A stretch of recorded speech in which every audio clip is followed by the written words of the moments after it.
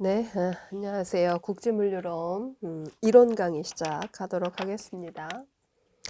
자, 1장 내용부터 살펴보시면은요, 먼저 1절 내용 보겠습니다. 국제물류 1번 물류 관리입니다. 자, 동그라미 1번에 개념하고 나와 있는데요.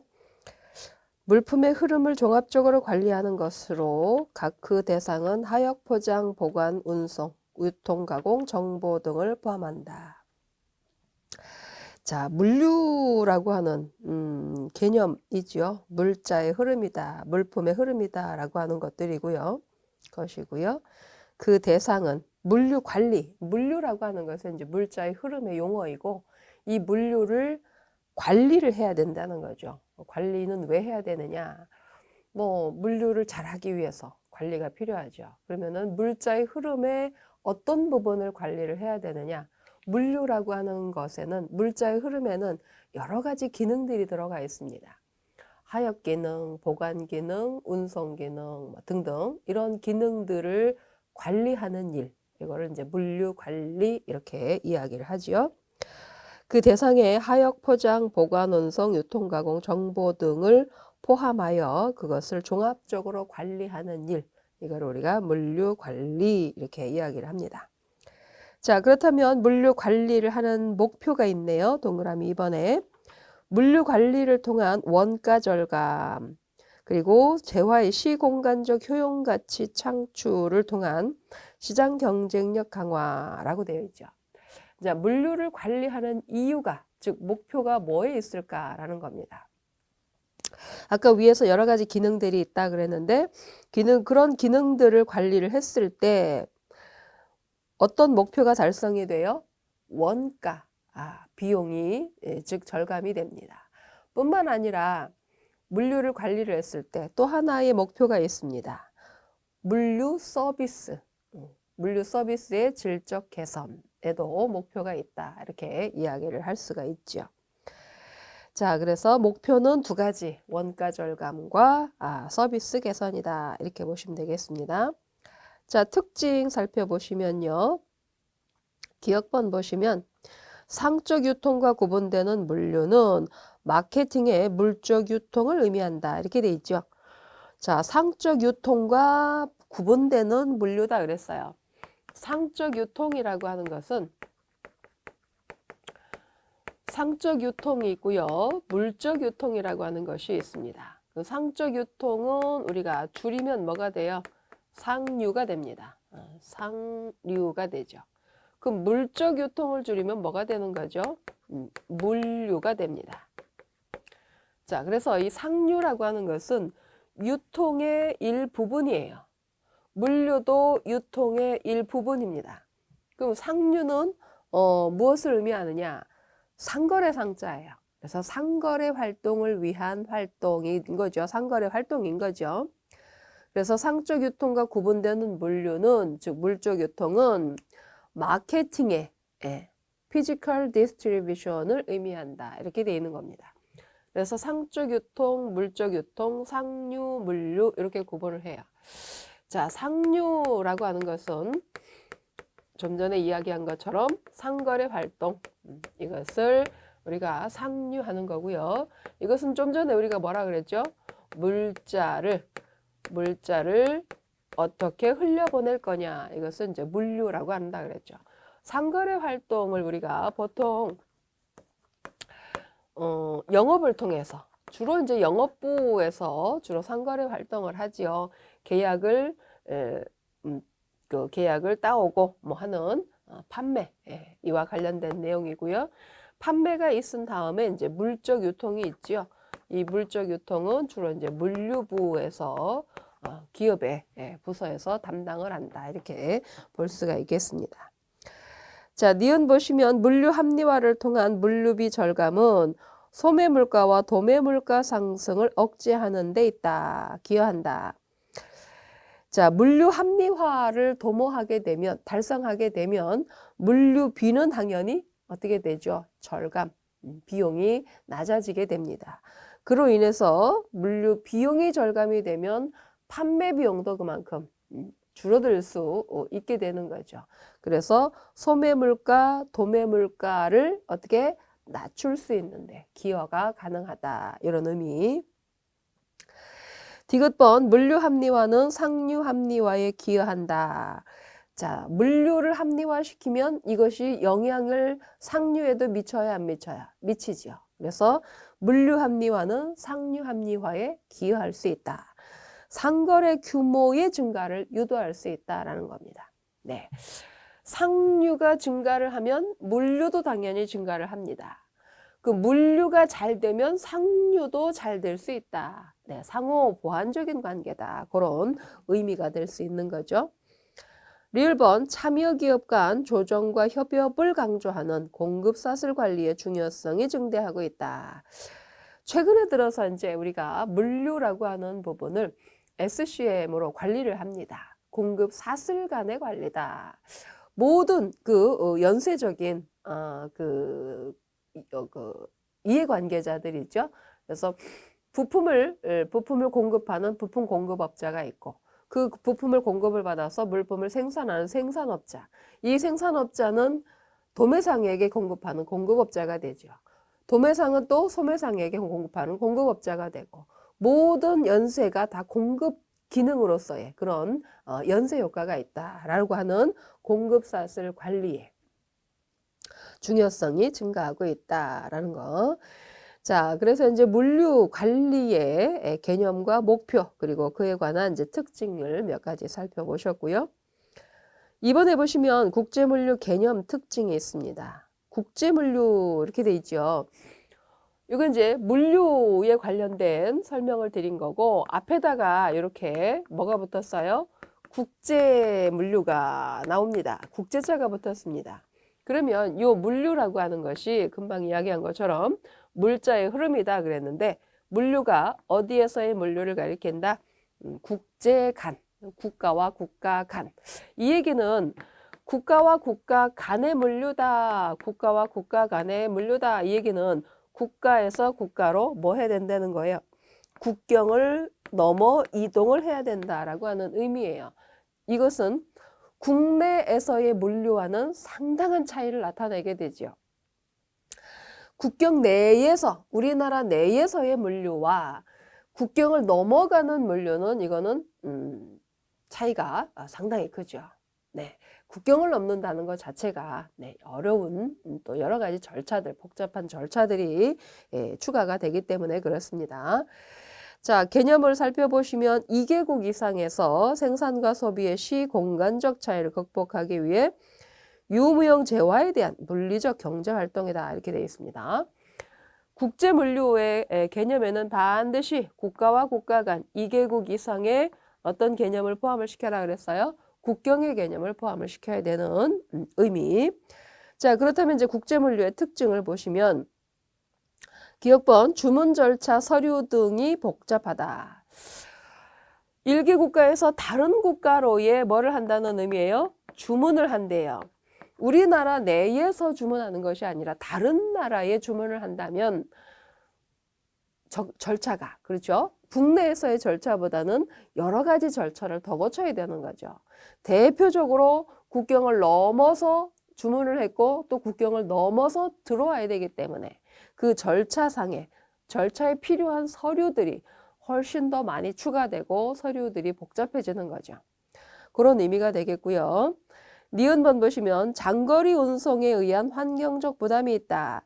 국내간이 아니라 국제간이기 때문에 거리 자체도 운송 자체도 근거리 또는 근거리가 아니라 원거리, 장거리 운송이 추가될 수밖에 없는 개념이 되는 거죠. 그래서 국제 물류는 운송 영역이 넓어질 수밖에 없고요. 화물 자체의 운송 자체도 국내 운송은 이제 소화물을 운송해가지고 이제 적은 양의 물품들의 운송이 또 있습니다만은 국제 물류는 대부분 소량 운송보다는 대량 운송에 중점을 두고 있다는 것도 하나의 특징이 되겠습니다. 자, 디귿번 보시면 운송 비용의 부담입니다. 운송 비용이 부담이 크다, 적다. 크다지요. 앞서서 이야기한 것처럼 운송 자체가 장거리 운송이에요. 그러다 보니까 운송 비용 자체도 늘어날 수밖에 없는 거죠.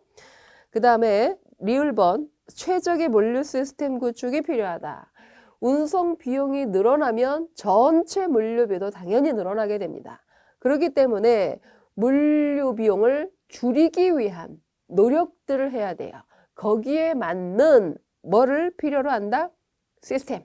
네, 최적의 물류 시스템 구축이 필요해진다라고 하는 의미가 되는 거죠. 자, 미음번 보시면 물류 표준화에 제약이 따른다 이렇게 돼 있죠. 왜 그러냐면 우리가 물류를 합리화하기 위한 중요한 전제 조건 중에 하나가 이제 표준화입니다. 표준화가 이루어질 때 여러 가지 이제 효과성이 높아지죠. 그런데 물류 표준화가 국제로 넘어가게 되면 네, 표준화가 많은 제약을 받게 됩니다. 우리나라에서 사용하는 팔레트 크기하고 다른 나라가 사용하는 팔레트의 크기가 다르다. 우리나라에서 사용하는 컨테이너 규격하고 다른 나라에서 사용하는 컨테이너 규격의 크기가 다르다면 상당히 혼란성이 있죠. 그래서 운송에 제약을 따르게 되고 또 물류 비용을 증가시키는 효과를 나타내게 되죠. 그렇기 때문에 물류 표준화의 필요성이 더더욱 더 많아지는 것이 국제 물류의 또 하나의 특징이다라고 볼 수 있는 겁니다. 비읍 보시면 물류 중개자가 필요하다 이렇게 돼 있죠. 국내 물류에도 중개자가 있습니다. 예를 들어서 이제 포워더라고 하는 국내 물류 주선업자들도 있어요. 그렇지만 국제 간에는 특히나 이 중개자들이 즉 물류 주선업자들이 역할이 훨씬 더 크고요. 뿐만 아니라 물류에서도 중개자가 있지만 좀 전에 이야기했던 상류 부분 상거래 활동에서의 중개자도 상당한 역할을 필요로 한다는 거죠. 상류 부문에서의 물류 중개자라 하면은 누구를 가리킬까요? 예를 들어서 이제 오퍼상 같은 이런 이제 중개자들도 국제 물류, 국제 무역에 있어서는 상당히 필요한 역할이죠. 그래서 물류 중개자, 국제 물류에 있어서는 중개자의 역할이 상당히 크다라고 볼 수 있는 겁니다. 자, 3번 넘어가 보시면은요, 국제 물류 기능이 나와 있습니다. 좀 전에 우리가 첫 번째 이야기할 때 물류에는 여러 가지 기능들이 있다라고 말씀을 드렸어요. 대표적으로 운송 기능, 하역 기능, 포장 기능, 보관 기능, 정보 기능 이런 것들이 이제 주 기능들입니다. 이 기능들이 국내 물류가 아닌 국제 물류로 가게 되면 그 기능들이 훨씬 더 요구사항이 많아지고요. 또 제약이 되는 부분들도 있고요. 그런 특징들이 있는데 자, 먼저 운송 기능에 있어서의 국제 물류의 특징을 살펴보시면 국내 물류는 하나의 운송 수단 가지고 다 운송이 완성이 되지요. 그런데 국제 물류는 하나의 운송 수단 가지고 운송이 완성이 안 됩니다. 대표적으로 자동차 예를 들어 보시면 우리나라의 자동차 운송을 국제로 국경을 넘어서 갈 수가 없는 여건이죠. 그렇기 때문에 자동차 운송을 했다 하더라도 해상 운송을 한다든지 자동차 운송을 했다 하더라도 항공 운송을 해야만 하는 즉 이거를 우리가 뭐라고 표현을 해요? 복합 운송이라고 하는 것이 절대적으로 필요하다는 겁니다. 국제 물류에서의 운송의 기능은 단일 운송, 하나의 운송 수단이 아닌 단일 운송이 아닌 복합 운송이 주가 된다라고 하는 것이 국제 물류 운송의 주 기능이다라고 하는 거죠. 자, 하역 기능에서도 국제 물류는 기능이 조금 더 복잡해지겠죠. 어떤 기능들이 필요할까요? 아까 좀 전에 자동차 운송만으로서 단일 운송이 가능하다 그러면 화물 자동차 트럭에다가 상하차해서 충분히 가능합니다. 그런데 화물 자동차 운송을 했다가 선박으로 운송을 해야 된다면 반드시 환족이라고 하는 것이 작업이 추가가 되죠. 그러려면 환적하는데 시간도 많이 걸리고요. 인력도 많이 걸리고요. 이런 부분을 어떻게 해야 되겠습니까? 비용이나 시간을 줄이기 위한 방법들을 고안을 해내야 되는 거죠. 그러기 위해서 여러 가지 장비들, 장치들, 설비들, 기계들이 필요한 겁니다. 그런 것처럼 국제물류에서의 하역의 기능은 국내 물류보다 그 중요성이 훨씬 늘어난다라고 볼 수 있는 거죠. 포장 기능도 마찬가지겠죠. 국내 물류 단거리 가는 거하고 저 외국을 장거리 30일 가고 20일 간다. 거기에 맞는 포장이 필요한 겁니다. 단단하게 고정을 해야 될 것이고 포장을 해야 될 것이고 네, 그런 것들. 자, 그리고 보관 기능도 마찬가지가 되겠네요. 국내에서 유통되는 물품을 보관하는 것과 국제 간에 넘어가는 이동이 되는 물품을 보관하는 것은 뭐 가장 큰 차이가 뭐냐면 국내에 유통되는 물품들은 다 국내 화물이에요. 국내 물품이에요. 근데 국제로 넘어가는 물품은 이게 우리가 이제 국경을 넘어가야 되는 물품이기 때문에 일반 화물이 아닙니다. 즉 일반 화물이 아니다라고 하는 것은 외국 화물, 외국 화물이 된다라고 하는 의미예요. 국경을 통과해야 되는 대상 물품이 된다는 의미예요. 이것은 세관을 통과를 해야 된다는 것이고요. 세관을 통과했느냐 안 했느냐의 차이가 상당한 큰 차이예요. 세관을 통과를 했다. 우리가 이제 통관 절차를 마쳤다 이렇게 표현하는데 통관 절차를 마친 물품은 외국 물품이 됩니다. 우리나라에 있어도. 그러면 이 외국 물품을 우리나라에 있는 외국 물품을 아무 데나 아무 창고에나 갖다 보관을 할 수 있느냐? 아닙니다. 거기에 맞는 창고, 보관시설이 또 필요해요. 그래서 보세구역, 이런 보세제도라고 하는 것들이 또 필요해지게 되는 거죠. 그래서 보관 기능도 거기 이제 칸에 써 있는 것처럼 보세구역이나 이 외의 지역에 화물을 일시 보관하여 운송하는 것이 필요하다. 수출 대상 화물, 수입 대상 화물들만 모이는 특별한 장소가 필요하다. 그런 의미입니다. 정보 기능을 보시면 국제물류를 종합적인 기능화와 총체적인 활동의 원활한 추진을 위해서 정보 기능이 중요하다. 네, 국내 간의 물품의 운송에도 여러 가지 기술들이 필요해요. 그런데 이게 또 하나 국제 간에 21일 가고 31일 가고 40일을 가요. 그런 중에 어떻게 분실이 될 수 있는지, 어디까지 갔는지, 어느 만큼 갔는지를 우리가 알고 싶죠. 이런 정보들을 전달해 줄 수 있는 기술력이 필요한 겁니다. 또 요구되어지기도 하고요. 그래서 예를 들어서 이제 뭐 GPS라든지 또는 RFID를 통한 추적 시스템이라든지 이런 것들이 필요해지게 됐고 또 우리가 적용을 하고 있고 이런 정보, 화물의 이동에 관련된 정보들의 서비스 수준이 점점 높아지고 있다는 거죠. 거기에 따른 기술들의 개발들도 또 많이들 이제 발전이 돼서 서비스가 이루어지고 있다는 거. 그만큼 국제물류에서의 물류의 기능들이 훨씬 많은 것들, 고도의 그 수준들을 요구되어지고 있다. 이렇게 보시면 되겠습니다. 자, 4번 보시면 국제물류의 중요성이 나오죠. 국제물류의 중요성은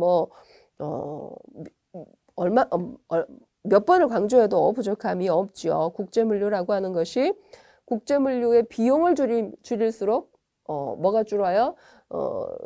우리가 상류가 늘어나죠. 이런 것처럼 국제물류의 중요성은 국제 간의 생산과 소비의 조화가 국민 경제의 지속적인 발전에 기여를 한다. 국제 간의 국제물류가 잘 되면 효율화되고 합리화되면 그만큼 우리나라 경제 발전에 기여를 할 수밖에 없다. 상류가 더 증가를 함으로 국민 경제 발전에 기여를 할 수밖에 없다. 그런 의미이기 때문에 국제물류의 중요성은 두말할 나위도 없다. 이렇게 볼 수 있겠습니다. 자, 5번 들어가서 보시면 국내 물류와 국제 물류의 차이점이 있지요. 뭐 제가 여태껏 설명을 한 내용들을 이렇게 집약을 해놨다 이렇게 보셔도 되겠는데, 자, 1번 보시면 관련 서류의 복잡성 이렇게 돼 있죠. 국제 물류에는 국내 물류에 없는 서류들이 국제이기 때문에 필요한, 쓰일 수밖에 없는 서류들이 많아요. 예를 들어서 대표적인 게 몇 가지만 보겠습니다. 예를 들어서 BL이라고 하는 거. 네.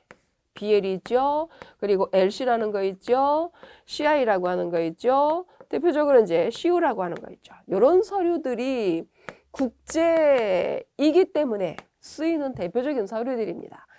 BL은 선화증권이라고 하는 거고요. LC는 신용장이라고 하는 거고요. 상업성장이고요. 원산지 증명서입니다. 국내 물류라면 원산지 증명서가 왜 필요하겠습니까?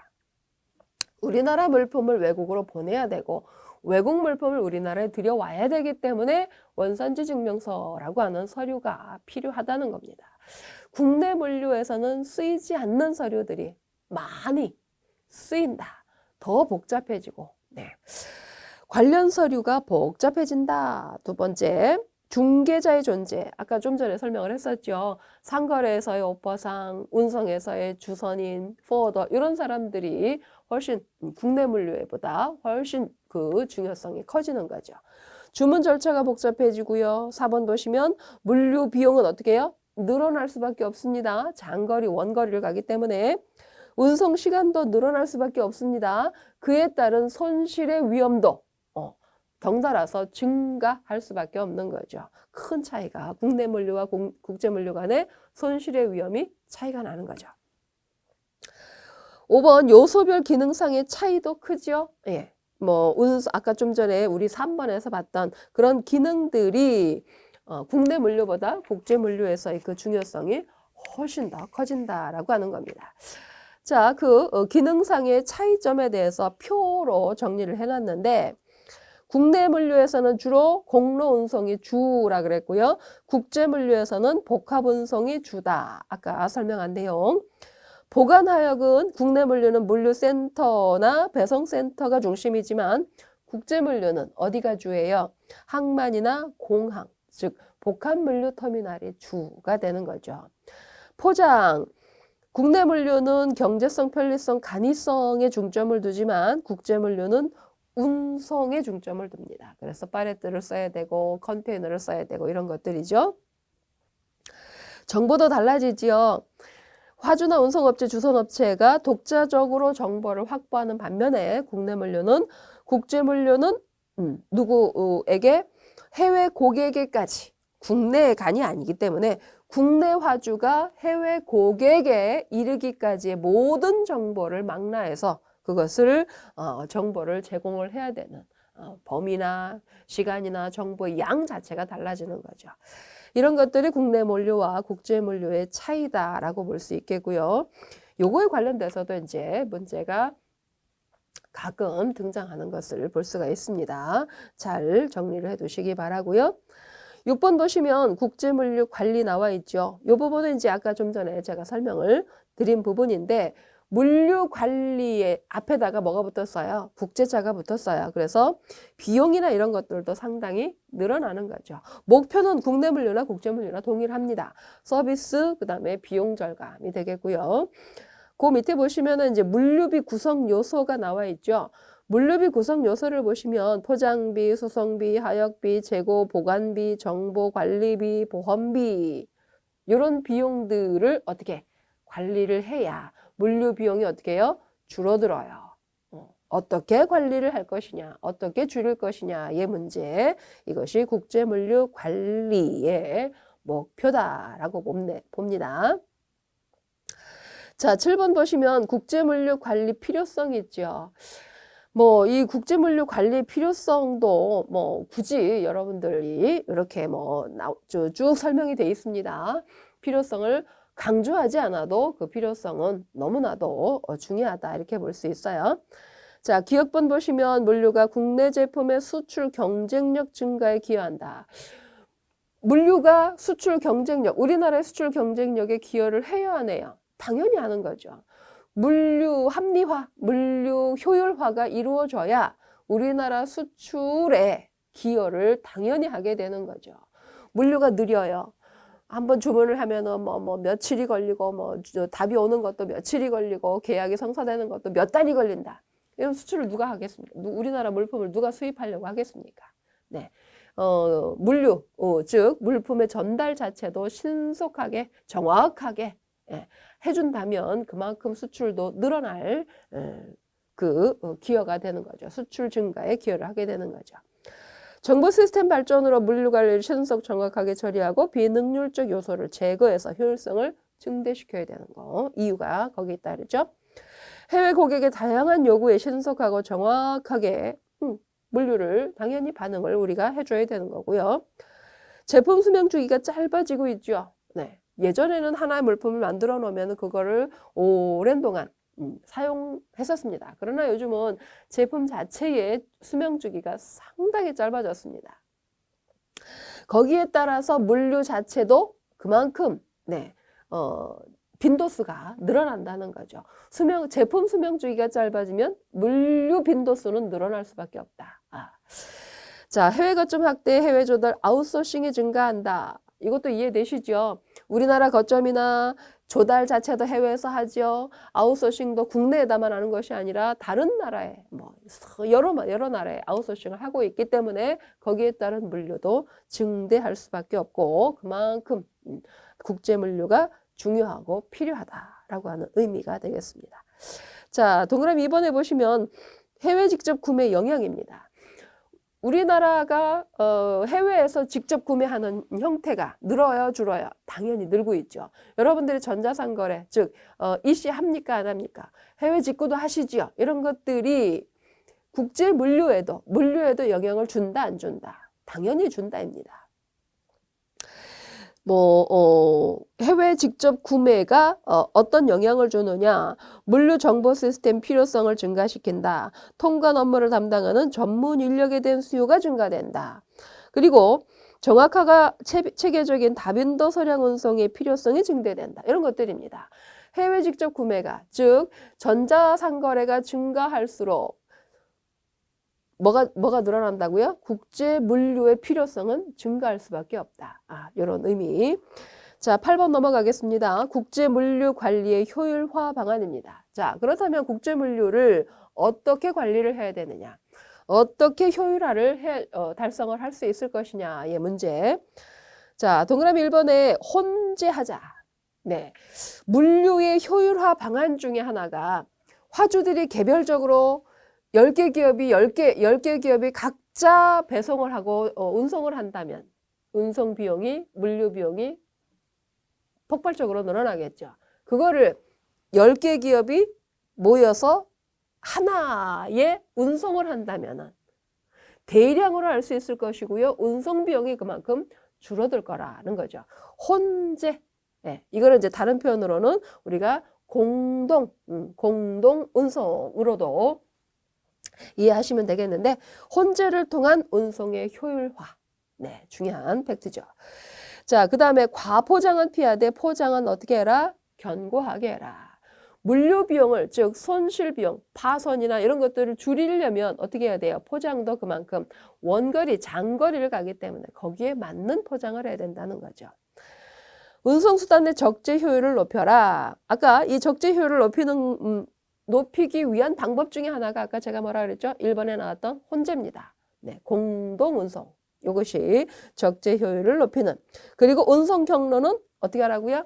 경로를 할 수만 있으면 돌아가요? 아니죠. 가장 최단 거리를 선택하는 것이. 그래서 시간과 비용을 세이브하는 것이 운송의 효율화를 달성하는 방법 중에 하나입니다. 화물의 재고 현황을 파악하기 위해서 포스 시스템과 같은 IT를 활용을 해라. 네, 이것도 중요한 거죠. 재고가 늘어나면 늘어날수록 여러분들 비용은 늘어요, 안 늘어요? 늘죠. 재고가 늘어나면 보관 비용이 그만큼 늡니다. 예전에 재고는 다 우리 자산으로 다 들어갔어요. 그렇지만 요즘은 재고는 자산이다, 부채다. 부채로 들어갑니다. 부채로 여러분들이 인식을 하셔야 됩니다. 그래서 재고 파악을 하는 데 있어서 훨씬 중요해졌죠. 그러기 위해서 뭐가 필요한 거예요? persistent 필요하고요. IT 활용이 필요하다는 거죠. 자, 5번 효율적인 화학 작업을 하기 위해서 기계와 자동화, 수배성의 합리화 등을 통한 신속성을 향상해라. 네, 국제 물류의 효율화를 위한 방안 중에 하나, 이것 중에 하나가 또 하역의 효율화입니다. 자, 하역이 뭐죠? 싣고 내리는 거예요. 싣고 내리는 것을 사람의 손으로 일일이 다 한다면 얼마나 많은 비용과 얼마나 많은 시간이 들어가겠습니까? 이것을 어떻게 해요? 대량화해서, 단위화해서 기계로 한번 축 얼마나 많은 세이브가 들어가겠습니까? 이런 것들을 뭐라 그래요? 하역의 효율화라고 이야기를 하죠. 하역의 효율화도 물류 효율화를 달성하는 방안 중에 하나입니다. 자, 하역 횟수를 줄이고요. 회당 하역량을 뭐 해라? 증가시켜라. 이거는 궁극적으로 뭐를 줄여요? 물류 비용을 줄이게 됩니다. 네. 그래서 물류 관리, 즉 국제 물류 관리의 효율화 방안에 대해서도 문제들이 또 나오니까 이것도 정리를 잘 해주시고요. 자, 그렇다면 국제 물류 관리를 하는 기법. 이것은 여기 나와 있는 것만이 다는 아닙니다. 대표적인 거 이제 우리가 역사적으로 이렇게 출현된 그런 관리 기법들 몇 가지만 설명을 하고 있는데 1번 보시면 지트 방식이죠. Just in time. 네. 뭐 대표적으로 이제 우리가 설명 거기 보시면은 재고를 남기지 않고 입하된 재료를 그대로 즉시 사용하는 상품 관리 방식. 대표적인 방식이죠. 그 다음에 CIM이 있습니다. CIM은 이제 70년대 초반에 만들어졌던 그 등장한 생산관리 시스템. 칼스 방법이 있습니다. 공학적 정보화 시스템인데 80년대 후반에 등장을 했고요. SCM 방식이 있죠. 이건 이제 공급사슬 관리 90년대 초반에 등장한 우리 개념입니다. 이 SCM이라고 하는 것은 앞에서 설명을 했던 국제 물적 유통이 있죠. 물적 유통을 이제 공급자의 사슬로서 이제 관점이 바뀐 개념이라고 보시면 되겠습니다. 자, 이런 것들이 이제 국제물류 관리 기법으로서 우리 국제물류를 합리화하는 그런 방안으로서 사용이 되어지고 있고 이런 기법들이 방법들이 많이 등장할수록 국제물류 관리는 효율화, 합리화가 이루어질 수 있다라고 하는 그런 의미인 거죠. 자, 우리 국제물류에 관한 기본적인 개념들 살펴보셨고요. 우리 국제물류 환경에 대해서는 다음 시간에 이어가도록 하겠습니다. 수고하셨습니다.